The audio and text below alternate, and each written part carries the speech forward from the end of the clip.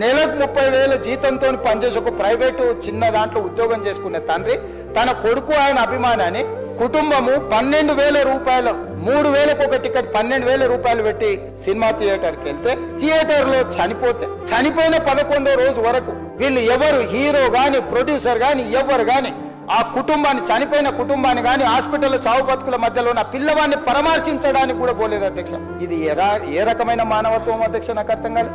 ఇలాంటి మానవత్వం లేకుండా వ్యవహరించిన వాళ్ళను పోలీసులు విధి నిర్వహణలో భాగంగా పోలీస్ స్టేషన్ కు తీసుకెళ్తే ఒక ఆయన ట్విట్టర్ లో పెడతాడు అడ్డగోలుగా 10 ఏళ్ళు మంత్రి చేసి ఉద్యమాలు చేసినామని చెప్పుకున్నట్టు ఉద్యమాల సమయంలో సినిమా షూటింగ్ లో జరగొద్దని దాడులు చేసిన వ్యక్తులు ఇవాళ అతను భగవత్ స్వరూపుడు, అసలు అతన్ని పోలీసులు ముట్టుకుంటారా?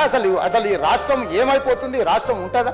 ఈ రకంగా రాజకీయ పార్టీలు అధ్యక్ష, రాజకీయ పార్టీలు ప్రజాప్రతినిధులుగా చనిపోయిన ప్రాణాల విలువ లేకుండా చావుకు కారణమైన ప్రత్యక్షంగా పరోక్షంగా అయిన వాళ్ళని పోలీస్ స్టేషన్ కు విచారించడానికి పిలిస్తే కూడా అది కూడా తప్పుపట్టి ప్రభుత్వాన్ని బద్నాం చేయాలి, ముఖ్యమంత్రిని తిట్టాలని ఎంత నీచమైన భాష వాడింది అధ్యక్ష. యూట్యూబ్లలో మీరు చూడండి.